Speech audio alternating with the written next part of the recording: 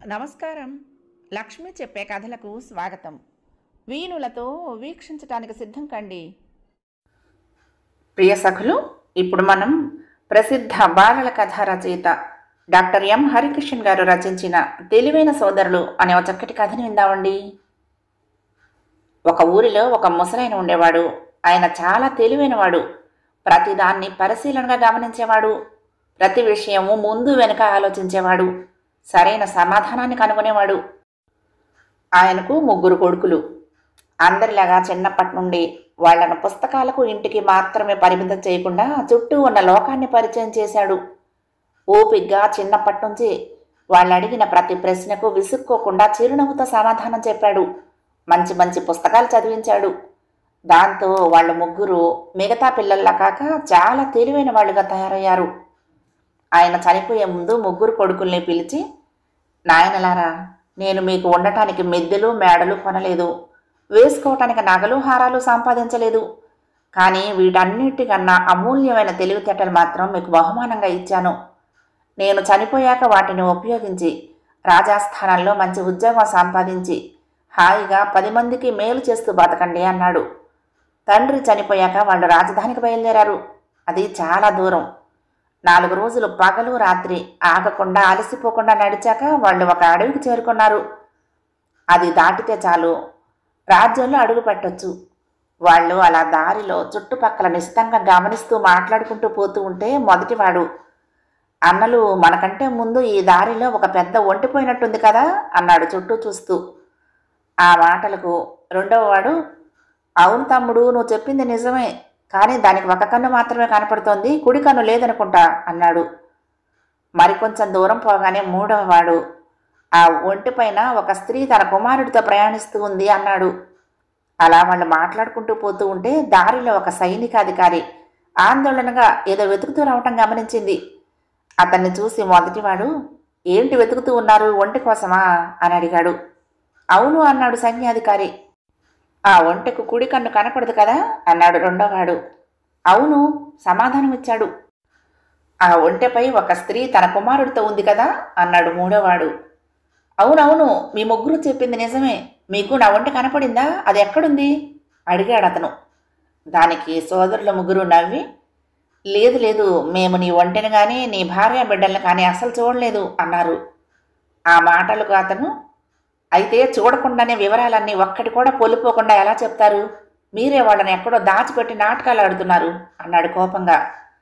దానికి వాళ్ళు, అదేం లేదు, మేము మా తెలివితేటలు ఉపయోగించి ఊహించాం అంతే, మీరు వెంటనే ఉత్తరం వైపుగా వేగంగా వెళ్ళండి, వాళ్ళు దొరుకుతారు అన్నారు. కానీ ఆ సైనికాధికారి వాళ్ళ మాటలు నమ్మలేదు. 3 పట్టుకుని రాజు దగ్గరికి తీసుకుపోయాడు. రాజు జరిగిందంతా తెలుసుకున్నాడు.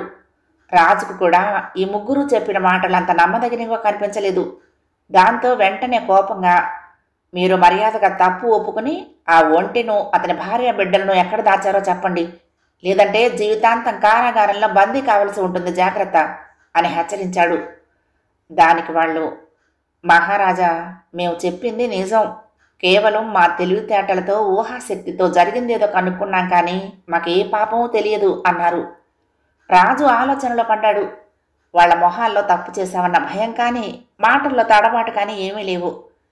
దానితో, సరే, నిజంగా మీరంత తెలివైన వాళ్ళే అయితే మీకు ఒక పరీక్ష పెడతాను, అందులో గెలిస్తే బహుమతి ఇచ్చి సత్కరిస్తాను, ఓడిపోతే కొరడాలతో కొట్టి శిక్షిస్తాను, సరేనా అని 2 సేవకుల్ని పిలిచి వాళ్ళ చెవిలో రహస్యంగా ఏం చేయాలో చెప్పాడు. అలాగేనంటూ వెళ్ళిన ఆ 2 సేవకులు కాసేపటికి ఉత్తరం వైపు నుంచి ఒక చెక్కపెట్టి మోసుకుని వచ్చి సభ మధ్యలో పెట్టారు. మహారాజు వాళ్ళ 3 వంక చూస్తూ, మీరు దొంగలో దొరలో ఇక్కడే తెలిసిపోతుంది, మీ తెలివితేటలు ఉపయోగించి ఈ పెట్టెలో ఏముందో కనుక్కోండి చూద్దాం అన్నాడు. 3 సోదరులు కాసేపు మౌనంగా ఆలోచనలో పడ్డారు. ఆ పెట్టెలో ఉన్నది ఏమాత్రం బరువైనది కాదు, చాలా తేలికైనది, చిన్నది అన్నాడు మొదటివాడు. అవునవును, అది గుండ్రని ఆకారంలో ఉంది అన్నాడు రెండవవాడు. ఆ పెట్టెలో ఉన్నది దానిమ్మ పండు అన్నాడు మూడోవాడు. మహారాజు పోయి పెట్టె తెరిచి చూస్తే ఇంకే ఉంది, వాళ్ళు చెప్పినట్లే అందులో ఒకే ఒక దానిమ్మ పండు కనపడింది. అది చూసి రాజు చాలా ఆశ్చర్యపోయాడు. వాళ్ళ 3 వంక తిరిగి, శభాష్, మీ తెలివితేటలు ఊహాశక్తి అద్భుతం, ఇంతవరకు ఇలాంటి వాళ్లను నా జన్మలో ఎప్పుడూ ఎక్కడా చూడలేదు అంటూ మెచ్చుకుని వాళ్లకు బహుమతిగా ఒక బంగారు పళ్ళెంలో ఘుమఘుమలాడిపోతున్న తీయని తినుబండారాలను తెప్పించి స్వయంగా అందించాడు. ఆ సైనిక అధికారిని పిలిచి, వీళ్ళు చెప్పేది నిజమే, నువ్వు వెంటనే వేగంగా వాళ్ళు చెప్పిన దిక్కుకు పోయి నీ పెళ్ళాం బిడ్డల్ని కాపాడుకో అని చెప్పి ఆ ముగ్గురిని ఒక వారం పాటు తన ఆతిథ్యం స్వీకరించమని ఆహ్వానించాడు. వాళ్ళు సంతోషంగా సరే అన్నారు. అయినా కానీ రాజుకి ఆ ముగ్గురి మీద ఉన్న అనుమానం పూర్తిగా తొలగిపోలేదు. ఆ రోజు రాత్రి రహస్యంగా మారువేషంలో వాళ్ళు ఉంటున్న గది వెనక్కు చేరుకున్నాడు. కిటికీ దగ్గర నిలబడి వాళ్ళ మాటలు వినసాగాడు. అన్నదమ్ములు ముగ్గురు హాయిగా తిని కబుర్లలో పడ్డారు. అన్నా, నువ్వు రాజు విషయంలో ఏదైనా తేడా గమనించావా? అతని ప్రవర్తన రాజు హోదాకు తగినట్లుగా లేదు కదా అన్నాడు మొదటివాడు. అవును తమ్ముడు, రాజు చాలా పేద కుటుంబంలో పుట్టినట్లున్నాడు అన్నాడు రెండవవాడు. నిజమే అన్నయ్యలు, బహుశా అతని తండ్రి వంటవాడై ఉండొచ్చు అన్నాడు మూడోవాడు. ఆ మాటలు వినగానే రాజు అదిరిపడ్డాడు. తన చెవుల్ని తానే నమ్మలేకపోయాడు. అది నిజమో కాదో వెంటనే కనుక్కోవాలని వేగంగా వాళ్ళ అమ్మ దగ్గరికి పోయాడు. అమ్మా, నా మీద ఒట్టేసి నిజం చెప్పు, నేను రాజకుటుంబానికి చెందినవాడినా కాదా అన్నాడు. అప్పుడు ఆమె అక్కడ ఉన్న అందరినీ బయటికి పంపించి తలుపులేసి, నాయనా, ఇంతవరకు నా గుండెల్లోనే భద్రంగా దాచిపెట్టుకున్న రహస్యాన్ని ఇప్పుడు చెప్తున్నాను విను. మీకు పెళ్ళై ఎంతకాలమైనా పిల్లలు పుట్టలేదు. పిల్లల కోసం మొక్కని దేవుడు లేడు, చెయ్యని దానం లేదు. కానీ దేవుడు మాత్రం కరుణించలేదు. అప్పట్లో మీ అమ్మ నాన్న మా ఇంట్లో వంట చేసేవాళ్ళు. నాకు కడుపు పండకపోయినా మీ అమ్మకు మాత్రం పండింది. కానీ దురదృష్టవశాత్తు కాన్పు సమయంలో మీ అమ్మ చనిపోయింది. మీ అమ్మ అంటే మీ నాయనకు చాలా ఇష్టం. ఆమె లేకపోయేసరికి అతను విలవిల్లాడిపోయాడు. నిన్ను తీసుకుని వచ్చి మా చేతిలో పెట్టి, అమ్మా, ఈ బిడ్డను మీ బిడ్డే అనుకోండి, ఈ రహస్యం ఎప్పటికీ ఎవరికి చెప్పకండి, నా భార్య లేని లోకంలో నేను ఉండలేను అంటూ వద్దు వద్దని వారిస్తున్నా వినకుండా కన్ను మూసి తెరిచేలోగా అక్కడే ఉన్న ఒక బావిలో పడి మరణించాడు. మాకు పిల్లలు లేకపోవటంతో నిన్ను సొంత కొడుకులాగే అల్లారు ముద్దుగా ఎటువంటి లోటు రాకుండా పెంచాము. ఈ విషయం ఎవరికి తెలియదు కాబట్టి మీ నాన్న తర్వాత నువ్వు ఈ రాజ్యానికి రాజయ్యావు అంటూ జరిగిందంతా చెప్పింది. రాజు తర్వాత రోజు ఆ ముగ్గురు యువకుల్ని తన ఇంటికి పిలిపించుకున్నాడు. ఒంటరిగా వాళ్లతో సమావేశమయ్యాడు. మీ తెలివితేటలు, ఊహాశక్తి నిజంగా చాలా చాలా అద్భుతం. కానీ ఎంత ఆలోచించినా అంత సరిగ్గా జవాబులు ఎలా కనుక్కుంటున్నారో నాకు ఇప్పటికే అర్థం కావటం లేదు. అందుకే మిమ్మల్ని ఇక్కడికి పిలిపించాను. చూడకుండానే ఒంటె మీద తల్లి బిడ్డలు పోతున్నారని, ఆ ఒంటెకు ఒక కన్ను గుడ్డిదని ఎలా కనుక్కున్నారు అడిగాడు రాజు. ఏమీ లేదు మహారాజా, మేమొచ్చే దారిలో పెద్ద పెద్ద పాదముద్రలు నేలపై కనపడ్డాయి. వాటిని బాగా పరిశీలించాను. అంత పెద్ద పాదముద్రలు ఉండేది ఒక్క ఒంటికే కదా అన్నాడు మొదటివాడు. దారిలో ఎడంవైపున ఉన్న చెట్ల ఆకులు చెగుళ్ళు మాత్రమే ఆ ఒంటె తినింది, కానీ కుడివైపున ఉన్నవి అసలు ముట్టుకోలేదు. దాంతో ఆ ఒంటెకు కుడి కన్ను కనపడదు అని అర్థమైంది మహారాజా అన్నాడు రెండవవాడు. దారిలో ఒకచోట ఒంటె విశ్రాంతి కోసం కూర్చుని ఉన్నట్లు గడ్డి బాగా నలిగిపోయి కనపడింది. అక్కడ ఒక స్త్రీ పాదముద్రలతో పాటు ఒక చిన్న పిల్లవాని పాదముద్రలు ఒంటె పాదముద్రల పక్కన కనపడ్డాయి. దాంతో ఆ ఒంటె మీద వాళ్ళిద్దరూ వెళ్తున్నట్లు ఊహించాను అన్నాడు మూడోవాడు. ఆ జవాబులు విని రాజు చాలా సంతోషించాడు. మరి సభలోకి పెట్టెలో తెచ్చింది దానిమ్మ పండు అని ఎలా తెలుసుకున్నారు, అది కూడా చెప్పండి అన్నాడు ఆసక్తిగా. ఏమీ లేదు మహారాజా, మీ సేవకులు ఆ పెట్టెను చాలా సులభంగా, ఏమాత్రం కష్టపడకుండా అవలీలగా మోసుకునొచ్చారు. దాంతో అందులో ఉన్నది చాలా తేలికైన వస్తువే అని అర్థమైంది అన్నాడు మొదటివాడు.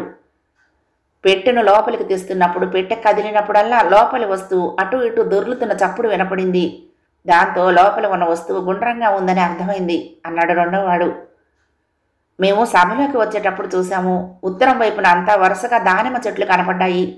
సైనికులు పెట్టెను అటువైపు నుండే తీసుకొచ్చారు. దాంతో అందులో గుండ్రంగా తేలిగ్గా ఉండే దానిమ్మ పండే ఉండి ఉండొచ్చని ఊహించాను అన్నాడు మూడోవాడు. ఆ జవాబులకు రాజు శభాష్ అంటూ గట్టిగా చప్పట్లు కొట్టాడు. ఆ తర్వాత చుట్టూ ఎవరూ లేరని అర్థమయ్యాక దగ్గరగా వచ్చి గుసగుసగా, మరి నేను రాజవంశంలో పుట్టలేదని, వంటవాని కొడుకునని ఎలా కనుక్కున్నారు అన్నాడు. ఆ మాటలకు ముగ్గురు మొహాలు పాలిపోయాయి. భయంతో ఒకరి మొహాలు ఒకరు చూసుకోసాగారు. నోట మాట రాలేదు. అది చూసి రాజు, నేను రహస్యంగా మీరు గదిలో మాట్లాడుకునే మాటలు విన్నాను. మీకేం భయం లేదు, నిజం చెప్పండి, మిమ్మల్ని ఏమీ చెయ్యను అన్నాడు. అప్పుడు మొదటివాడు, ఏమీ లేదు మహారాజా. మేము జవాబులు చెప్పగానే రాజవంశానికి చెందినవారైతే సంతోషంగా మెడలో ఉన్న ఏదో ఒక విలువైన నగనో హారాన్నో తీసి టకీమని బహుమానంగా ఇచ్చేస్తారు. కానీ మీరు అలా చెయ్యకపోవడంతో మీరు రాజకుటుంబానికి చెందినవారు కాదేమోనని అనుమానం వచ్చింది అన్నాడు. రాజా, మీరు విలువైన బంగారు హారానికి బదులు తీయని తిరుబండారాలు బహుమతిగా తెప్పించి ఇచ్చారు కదా, దాంతో సాధారణ కుటుంబానికి చెందిన వారే ఉండొచ్చని అనుకున్నాను అన్నాడు రెండవవాడు. ఆ తినుబండారాలు మీ సేవకులతో వడ్డించకుండా మీరే మాకు స్వయంగా వడ్డించారు కదా, దాంతో వంటవాని కుమారుడేమోనని ఊహించాను అన్నాడు మూడోవాడు. ఆ సమాధానాలకు రాజు చాలా ఆశ్చర్యపోయాడు. ఏమో అనుకున్నాను, కానీ మీరు సామాన్యులు కాదు, ఆవులిస్తే పేగులు లెక్కబెట్టే రకం. మీలాంటి అద్భుతమైన ఆలోచన శక్తి కలవాళ్ళు మా ఆస్థానంలో సలహాదారులుగా ఉంటే మాకు ప్రజలకు ఎంతో మేలు కలుగుతుంది. అదే సమయంలో పొరపాటును కూడా నా జన్మ రహస్యం ఎవరికి చెప్పకండి. చెబితే ఏం జరుగుతుందో మీలాంటి తెలివైన వాళ్లకు చెప్పవలసిన అవసరం లేదు కదా అన్నాడు చిరునవ్వుతో. సోదరులు ముగ్గురు అలాగేనంటూ అంగీకార సూచకంగా తలలూపారు. రాజుకు సలహాదారులుగా చేరి అవసరమైనప్పుడల్లా సలహాలు ఇస్తూ హాయిగా జీవించారు. కథ సమాప్తం. ప్రియ సఖులు, ఈ కథ మీకు నచ్చితే తప్పకుండా లైక్ చేయండి, షేర్ చేయండి, కామెంట్ చేయండి, సబ్స్క్రైబ్ చేసుకుని నన్ను ఎంకరేజ్ చేయండి. ఉంటానండి. ప్రేమతో లక్ష్మి, కృష్ణా తీరం దుర్గమ్మ సన్నిధానం. నమస్తే.